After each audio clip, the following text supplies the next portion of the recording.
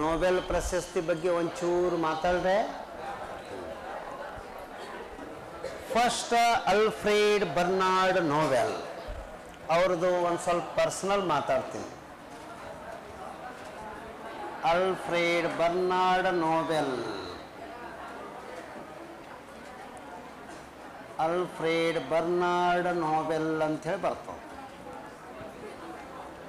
ಇವರ ಹೆಸರಿನಲ್ಲಿನೇ ನೋಬೆಲ್ ಪ್ರಶಸ್ತಿ ಅಂಥೇಳಿ ನೀಡ್ತಾರೆ. ಇವರು ಯಾರು, ಎಲ್ಲಿಯವರು, ಏನು ಎಲ್ಲ ಡಿಟೇಲ್ ಗೊತ್ತಿರಬೇಕು.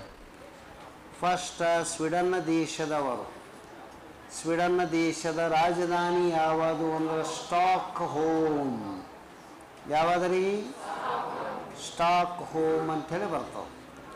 ಸ್ವೀಡನ್ ದೇಶದ ನಾಣ್ಯ ಯಾವುದು? ಹಾಗಾದರೆ ಅಲ್ಫ್ರೆಡ್ ಬರ್ನಾರ್ಡ್ ಇವರು ಒಬ್ಬ ರಸಾಯನಶಾಸ್ತ್ರಜ್ಞ.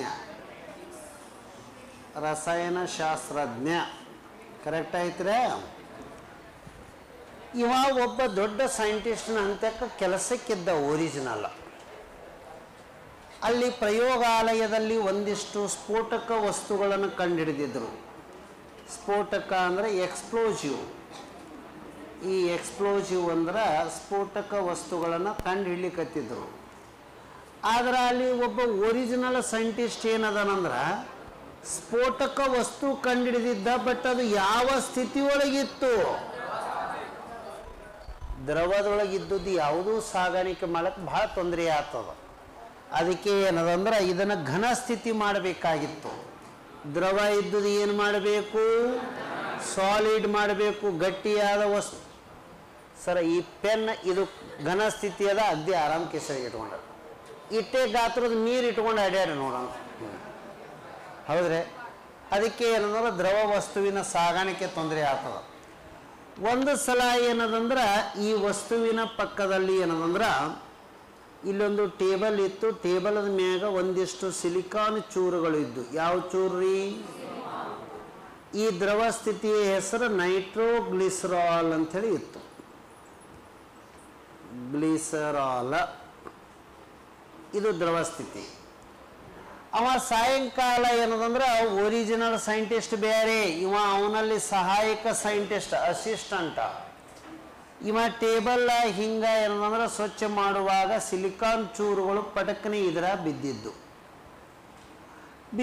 ನೋಡಿದ್ದ. ಅವ ಏನು ಇದಕ್ಕೇನು ದೊಡ್ಡದು ಅಂತ ಅನ್ಕೊಳ್ಳಿಲ್ಲ, ಹೋಗಿದ್ದ. ಮರುದಿನ ಮತ್ತು ವಾಪಸ್ ಅದೇ ಏನಂದ್ರೆ ಪ್ರಯೋಗಾಲಯಕ್ಕೆ ಬರುವಷ್ಟೊತ್ತಿಗೆ ಇದು ಗಟ್ಟಿಯಾಗಿ ಕೂತಿತ್ತು. ಹಾಗಾದರೆ ಇದು ದ್ರವ ಇದ್ದುದು ಘನ ಆಗಲಕ್ಕ ಏನು ಬಿದ್ದಿತ್ತು? ಚೂರುಗಳು. ಅದು ಯಾರಿಗೆ ಗೊತ್ತಿತ್ತು? ಅದಕ್ಕಿವ ಏನು ಮಾಡಿಬಿಟ್ಟ ಅಂದ್ರೆ ಹೊರಗೆ ಹೋಗಿ ಮತ್ತೊಂದು ಪ್ರಯೋಗಾಲಯ ಸ್ಥಾಪನೆ ಮಾಡ್ಕೊಂಡು ಕೇಶಂದ್ರ ಏನಂದ್ರೆ ಈ ನೈಟ್ರೋಜನ್ ಗ್ಲಿಸರಾಲ್ ಕಂಡು ಹಿಡಿಯೋದಂತರೂ ಮೊದಲೇ ಕಲ್ತಿದ್ದ ಒಬ್ಬ ಸೈಂಟಿಸ್ಟ್ನಂತೆಕ್ಕ. ಅದಕ್ಕೆ ಸಿಲಿಕಾನ್ ಚೂರು ಮಾಡೋದು, ಘನ ಸ್ಥಿತಿ ಮಾಡೋದು. ಅದರ ಹೊಸ ಹೆಸರು ಡೈನಮೈಟ್ ಅಂತ ಹೇಳಿ ಕೊಟ್ಟ. ಏನು ಕೊಟ್ಟನ್ರಿ? ಡೈನಮೈಟ್. ಇದು ಒಂದು ಏನು? ಯಾರು ಕಂಡಿಡಿದ್ರು? ಅವಾಗ ಯುರೋಪ್ ಖಂಡದಲ್ಲಿ ಒಂದಿಷ್ಟು ಬೋಯರ್ ಕದನಗಳು ಅಂಥೇಳಿ ನಡೀತಾ ಇದ್ದು. ಅಂದ್ರೆ ಒಂದಿಷ್ಟು ಕದನಗಳು, ದೊಡ್ಡ ರಾಷ್ಟ್ರ ಸಣ್ಣ ರಾಷ್ಟ್ರದ ಮ್ಯಾಗ ದಾಳಿ ಮಾಡೋದು. ಎಲ್ಲ ರಾಷ್ಟ್ರಗಳು ಯುದ್ಧದೊಳಗೆ ತೊಡಗಿಸಿಕೊಂಡಿದ್ದು ಯುರೋಪ್ ಖಂಡದಾಗ. ಅವಾಗ ಪ್ರತಿಯೊಂದು ರಾಷ್ಟ್ರಗಳು ಬರೋದು, ಇವನ ಹಂತಕ್ಕೆ ರೊಕ್ಕ ಕೊಡೋದು, ಡೈನಮೈಟ್ ತೊಗೊಂಡು ಹೋಗಿ ಯುದ್ಧ ಮಾಡೋದು. ಇವ ಎಷ್ಟು ಬೀಜಿಯಾಗಿ ಬಿಟ್ಟ ಅಂದ್ರೆ ಮನೆಗೆ ಹೋಗೋದು ಸಹಿತಕ್ಕೆ ಮರತ್ತು ತಯಾರು ಮಾಡೋದು, ಮಾರೋದು ಆರ್ಡ್ರ್ ಕಂಡಪಟ್ಟಿ ಬರ್ಲಿಕ್ಕತ್ತು. ಅವಾಗ ಏನಂದ್ರೆ ಇವ ತನ್ನ ಮನೆಗೆ ಹೋಗೋದು ಮರತ್ತಕ್ಕೆ ಸಿಂದ್ರೆ ರೊಕ್ಕದ ವ್ಯಾಮೋಹ ಮತ್ತು ಡೈನಮೈಟ್ ಉತ್ಪಾದನೆ ಮಾಡೋಕೆ ಪ್ರಯೋಗಾಲಯದಾಗನೇ ಕೊಟ್ಟ. ಯಾವಾಗ ಇವನ್ ಮನೆಗೆ ಹೋಗೋದು ಬಿಟ್ಟ, ಆವಾಗ ಇವನ ಸ್ನೇಹಿತ ಏಬೆಲ್ ಅನ್ನೋ ಒಬ್ಬ ಇದ್ದ. ಅವ ಗಣಿತ ಶಾಸ್ತ್ರಜ್ಞ ಇದ್ದ. ಯಾವ ಸಬ್ಜೆಕ್ಟ್ ರೀ? ಇವ್ರ ಮನೆಗೆ ಹೊಂಟು ಬಿಟ್ಟ. ಒಂದು ಸಲ ಮನೆಯಲ್ಲಿ ತನ್ನ ಹೆಂಡತಿಯ ಜೊತೆಗೆ ಏಬೆಲ್ ಇರುವುದನ್ನು ನೋಡಿಬಿಡ್ತಾನೆ. ಇವ ಯಾರು?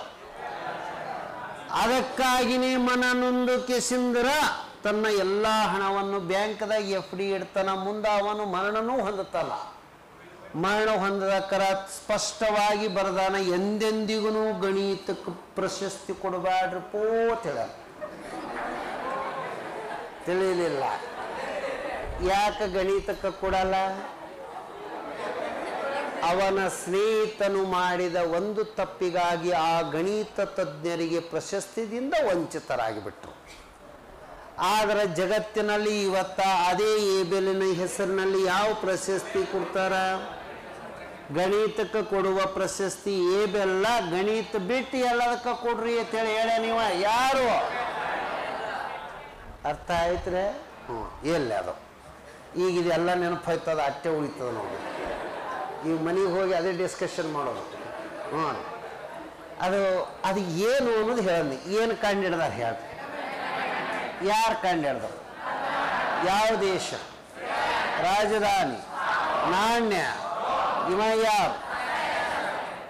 ಸ್ಫೋಟಕ ವಸ್ತುಗಳಿಗೆ ಉದಾಹರಣೆ TNT ಟ್ರೈನೈಟ್ರೋಟಾಲ್ವಿನ್, TNB ಟ್ರೈನೈಟ್ರೋಬೆಂಜಿನ್ ಅಂತ ಕೆಮಿಸ್ಟ್ರಿದಾಗ ಹೇಳೀನಿ. ಹ್ಞೂ ಅನ್ಬೇಕು. ಎಲ್ಲ ನೋಟ್ಬುಕ್ದಾಗ ಅದಾವ ಸರ್, ನೀವು ಸುಮ್ಮನೆ ಹೇಳ್ರಿ ನಾವು ಎಲ್ಲ ಓದ್ತೀವಿ ಅಂದರೆ. ಇದು ಎಷ್ಟು ಎಲ್ಲ ಎಂದಂದ್ರೆ ಸಬ್ಜೆಕ್ಟ ಏನು ಎಂತ ಅನ್ನೋದು ಆಯ್ತು. ಇನ್ನು ಈ ಪ್ರಶಸ್ತಿಯ ಹಿನ್ನೆಲೆ ಏನದಂದ್ರೆ ಇಲ್ಲೇ ಅದ, ನಾ ಮಾತಾಡ್ತೀನಿ. ಪ್ರಶಸ್ತಿಯನ್ನು ಒಟ್ಟು ಎಷ್ಟು ಕ್ಷೇತ್ರಗಳಲ್ಲಿ ಎಂದು ಚಾಲೂ ಮಾಡ್ಯಾರಂದ್ರೆ 1901 ಡಿಸೆಂಬರ್. ಎಲ್ಲಿ ವಿತರಣೆ ಮಾಡ್ತಾರ? ಅದರ ರಾಜಧಾನಿ. ಮೊದಲು ಎಷ್ಟು ಕ್ಷೇತ್ರ? ಈಗ 6ನೇ ಕ್ಷೇತ್ರ. ಎಂದಿನ ಹಿಡಿದು ಯಾವ ವಿಷಯ ಕೊಡಲ್ಲ, ಯಾವ ವಿಷಯ ಇತ್ತೀಚೆಗೆ ಕೊಳ್ಳಕತ್ತಾರ, ಎಂದಿನ ಹಿಡಿದು ಕೊಳ್ಳಕತ್ತರು. ಹಾಗಾದರೆ ಯಾವ ರೊಕ್ಕದಾಗ ಕೊಡ್ತಾರ? ಯಾವ ದೇಶದ ನಾಣ್ಯ? ಹಾಗಾದರೆ ಪ್ರಶಸ್ತಿ ನೀಡುವ ಒಟ್ಟು ಕ್ಷೇತ್ರಗಳು 1, 2, 3, ಔಷಧ 4, 5, 6. ಎಂದಿನ ಹಿಡಿದು ಟೋಟಲ್ ಮೊಟ್ಟ ಮೊದಲಿಗೆ ಪ್ರಶಸ್ತಿ ಪಡೆದ ವ್ಯಕ್ತಿಗಳಲ್ಲಿ ಭೌತಶಾಸ್ತ್ರದಿಂದ ವಿಲಿಯಂ ರಾಂಟ್ಜನ್. ಓಸು ಮಂದಿ ಫಸ್ಟ್ ಹೋಗಿ ತೋಣವನಿ ಯಾರು? Sir William Roentgen. ಏನು ಕಂಡಿಡ್ದಾನ? ಕ್ಷ ಕಿರಣ ಕಂಡಿಡ್ದಾನ. ಯಾವ ಕಿರಣ ರೀ? ಜರ್ಮನಿ ದೇಶದ ವಿಲಿಯಂ ರಾಂಟ್ಜನ್ ಫಸ್ಟ್ ಪ್ರಶಸ್ತಿ ತೋಣನ ರೀ. Bharat Ratna first C Rajagopalachari. ನೋಬೆಲದ first William Roentgen. ಏನು ಕಂಡಿಡ್ದಾನ? ನೆಕ್ಸ್ಟ್, ಈ ಪ್ರಶಸ್ತಿಯನ್ನ ಒಂದು ಎಲ್ಲ ಅವರೇ ಕೊಟ್ಟರು, ನೋಬೆಲ್ ಶಾಂತಿ ಮಾತ್ರ IAS ಕ್ವಶನ್ ನಾರ್ವೇದಾಗ ಡಿಸೈಡ್ ಆಗ್ತದೆ.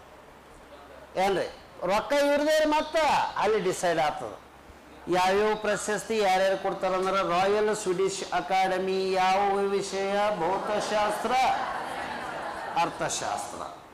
ನೋಬೆಲ್ ಅಸೆಂಬ್ಲಿ ಅಂತೇಳಿ ಬರ್ತದೆ, ಶರೀರ ಮತ್ತು ಇದು ಸ್ವೀಡಿಷ್ ಅಕಾಡೆಮಿ ಸಾಹಿತ್ಯ. ನಮಗವು ಯಾವ ಬೇಡ, ಇದು ಹೇಳಿ ನಾರ್ವೇ ಶಾಂತಿ. ಕರೆಕ್ಟ್ ಐತ್ರೆ? ಇನ್ನು ಪ್ರಶಸ್ತಿಯ ಬಹುಮಾನ ಎಷ್ಟು? $1,000,000.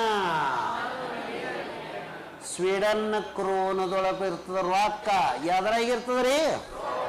ಸ್ವೀಡನ್ನ ಕ್ರೋನದೊಳಗಿರ್ತದ. ಎಷ್ಟಾಯ್ತು? ಮೊದಲ ಬಾರಿಗೆ ಪ್ರಶಸ್ತಿ ವಿತರಣೆ ಮಾಡಿರುವುದು 10 ಡಿಸೆಂಬರ್ 1900.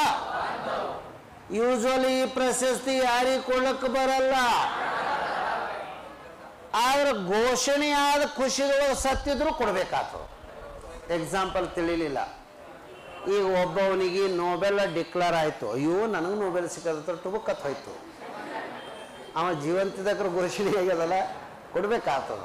ತಿಳಿದ್ರೆ ಅದಕ್ಕಾಗಿ ಮರಣೋತ್ತರವಾಗಿ ಕೊಡ್ಲಿಕ್ಕೆ ಬರಲ್ಲ. ಆದ್ರೆ ಒಂದಿಷ್ಟು ಸಂದರ್ಭಗಳ ಹಂಗಾಗ್ಯಾವ. ಒಂದು ಸಲ ಒಬ್ಬ ವ್ಯಕ್ತಿ ಸತ್ತಿದ್ದು ಇವ್ರಿಗೆ ಗೊತ್ತೇ ಇರಲಿಲ್ಲ, ಘೋಷಣೆ ಮಾಡಿಬಿಟ್ಟ. ಘೋಷಣೆ ಮಾಡಿದ್ದಕ್ಕಾಗಿ ಅವ ಮರಣ ಹೊಂದಿದ್ದು ಇವ್ರಿಗೆ ಗೊತ್ತಾಗಿಲ್ಲ ರೀ, ತೀರ್ಕೊಂಡನವ ಅಂತೇಳಿ. ಅವನಿಗೆ ಘೋಷಣೆ ಮಾಡ್ಯಾರ, ಹಿಂದಾರ್ಷ ಗೊತ್ತಾಗ್ಬಿಡ್ತಾವ ತೀರ್ಕೊಂಡು ಅವನಿಗೆ ಘೋಷಣೆ ಆಗ್ಯದ ಅಂತೇಳಿ. ಲಾಸ್ಟಿಗೆ ನಾವು ಅಂದಿದ್ದೇವೆ ಅಂದ್ರೆ ಕೊಡ್ತೇವೆ ಅಂತೇಳಿ ಕೊಟ್ಬಿಟ್ರು. ಹಂಗೂ ಒಂದು ಸಲ ಆಗ್ಯದ ರೀ. ಅಂದ್ರೆ ಯೂಶುವಲಿ ಮರಣೋತ್ತರವಾಗಿ ಪ್ರಶಸ್ತಿ ಘೋಷಣೆಯಾದ ಬಳಿಕ ಮರಣ ಹೊಂದಿದ್ರು ಕೊಡಬೇಕು. ಆಯ್ತರೆ 1931ರಲ್ಲಿ ಸಾಹಿತ್ಯ ವಿಭಾಗದಲ್ಲಿ ಮರಣ ಹೊಂದಿದವನಿಗೆ ಕೊಟ್ಟಾರ. ಯಾರಿಗೆ? ಇದು ಇಂಪಾರ್ಟೆಂಟ್. 1961ರಲ್ಲಿ ನೊಬೆಲ್ ಶಾಂತಿಯನ್ನು ವಿಶ್ವಸಂಸ್ಥೆಯ ಕಾರ್ಯದರ್ಶಿ ಡಾಗ್ ಹ್ಯಾಮರ್ ಜೋಲ್ಡ್ ಅವರಿಗೂ ಕೊಟ್ಟಾರ. ಇವರಿಬ್ಬರು ಮರಣ ಹೊಂದದ ಬಳಕನೇ ತೊಗೊಂಡಾರ. ಏನ್ರಿ ಮರಣೋತ್ತರವಾಗಿ ಕೊಟ್ಟರೆ ಇಬ್ಬರಿಗೂ ರೀ. ಇನ್ನು ಏನೋ ಒಂದದ 1974ರಲ್ಲಿ ಏನದಂದ್ರೆ ಕೇವಲ ಜೀವಂತವಾಗಿರುವವರು ಮಾತ್ರ ಇರಬೇಕು ಅಂತೇಳಿ ಹೇಳ್ಯಾರ. ಹೌದ್ರೆ? ಆದ್ರೆ ಇಲ್ಲಿ ನೋಡಿ 96ದಾಗ ಏನಾಗಿದೆ ಅಂದ್ರೆ ಪ್ರಶಸ್ತಿ ಘೋಷಣೆ ಆದ ಮರ್ದಿನ ತೀರ್ಕೊಂಡು ಬಿಟ್ಟವ. ಅವಾಗ ಏನದಂದ್ರೆ ಅವನಿಗೂ ಕೊಟ್ಟರೆ ಯಾರಿಗೆ? ವಿಲಿಯಂ ವಿಕ್ರಿ ಅವ್ರ ಫ್ಯಾಮ್ಲಿದವ್ರು 11 ಮಿಲಿಯನ್ ಕ್ರೋನರ್ ರೊಕ್ಕ ಎಂಜಾಯ್ ಈ ವರ್ಷ. ಇದು ಹೋಯ್ತು ಆ ಕಡೆ ತೊಗೊಂಡಿದ್ದು. ಇನ್ನು 2011ಕ್ಕೆ ಒಂದು ವಿಶೇಷ ಆಗ್ಯದ ಸರ. ಆಗಲೇ ಹೇಳಿದ್ನಲ್ಲ ನಾನು, ಈ ರಾಲ್ಫಾ ಎಂ ಸ್ಟೈನ್ಮನ್ನ ನಾವು ಮರಣ ಹೊಂದಿ 3 ದಿನ ಆಗಿತ್ತು, ಇವ್ರಿಗೆ ಗೊತ್ತೇ ಆಗಿಲ್ಲ. ಪ್ರಶಸ್ತಿ ಡಿಕ್ಲೇರ್ ಮಾಡಿಬಿಟ್ರು, ಲಾಸ್ಟಿಗೆ ಕೊಟ್ಟರು ಅನಿವಾರ್ಯಕ್ಕಾಗಿ. ಹಾಗಾದರೆ ಅವನಿಗೆ ಯಾವ ವಿಷಯದಾಗ ಕೊಟ್ಟಾರ? ವೈದ್ಯಕೀಯ. ಸರ ಮರಣೋತ್ತರವಾಗಿ ಪ್ರಶಸ್ತಿ ಪಡೆದವರು ಇಬ್ಬರು, ಎರಿಕ್ ಎಕ್ಸೆಲ್ ಮತ್ತು ಡಾಗ್ ಹ್ಯಾಮರ್ ಜೋಲ್ಡ್. ಇವ ಸಾಹಿತ್ಯ, ಇವ ಯಾರು? 74ರ ಸ್ಪಷ್ಟವಾಗಿ ಹೇಳಿದ್ರೆ ಇನ್ನು ಮುಂದೆ ಜೀವಂತವಾಗಿದ್ದವ್ರಿಗೆ ಮಾತ್ರ ಕೊಡೋರು ಅಂತೇಳಿ. ಆದರೂ 96ದಾಗ ಪ್ರಶಸ್ತಿ ಘೋಷಣೆ ಆದ ಬಳಿಕ ಮರಣ ಹೊಂದದ ಯಾರು? ಅವನಿಗೂ ಕೊಟ್ಟರು. ಪ್ರಶಸ್ತಿ ಘೋಷಣೆ ಮಾಡಕ್ರ ಅವ ಸತ್ತಿದ್ದೇ ಗೊತ್ತಿದ್ದಿತ್ತಲ್ಲ, ಘೋಷಣೆ ಮಾಡಿಬಿಟ್ಟಿದ್ರು ಅಂದ್ರು ಅವನಿಗೆ ಕೊಟ್ಟರೆ ಯಾರಿಗೆ? ಇವು 4 ಸೆಂಟ್ರಲ್ ಗೌರ್ಮೆಂಟ್ ಕ್ವಶನ್ಸ್. ಕರೆಕ್ಟ್ ಆಯ್ತ್ರೆ? ಅಂದ್ರೆ ಯೂಶಲಿ ಯಾರಿಗೆ ಕೊಳ್ಳಕ್ಕೆ ಬರಲ್ಲ ಅನ್ನಂಗ. ಪ್ರತಿ ವರ್ಷ ನೊಬೆಲ್ ಪ್ರಶಸ್ತಿಯನ್ನು ಎಲ್ಲಿ? ಅದರಾಗ ಎಲ್ಲಿ? ಕನ್ಸರ್ಟ್ ಹಾಲ್ದೊಳಗ. ನೊಬೆಲ್ ಶಾಂತಿ ಎಲ್ಲಿ? ಅದರಾಗ ಎಲ್ಲಿ? ಇನ್ನ ಔತಣಕೂಟ ಎಲ್ಲ ಪ್ರಶಸ್ತಿ ಪಡೆದವ್ರಿಗೆ ಕರೆದ ಕೆಸಂದ್ರೆ ಊಟ ಹಾಕಿಸ್ತಾರ. ಏನು ಮೆನು ಇರ್ತದಂದ್ರಿ ನೀವು? Variety variety variety. ಯೂಟ್ಯೂಬ್ದಾಗ ನೋಡಿ. ಆಯ್ತ್ರೆ, ನಾ ಹೋಗಂಗಿತ್ತ ನಿಮಗೂ ಕರ್ಕೊಂಡೇ ಹೋಗ್ತೀನಿ. ಇವತ್ತೊಂದು ಲಗ್ನದ ಬರ್ತೀರೇನು?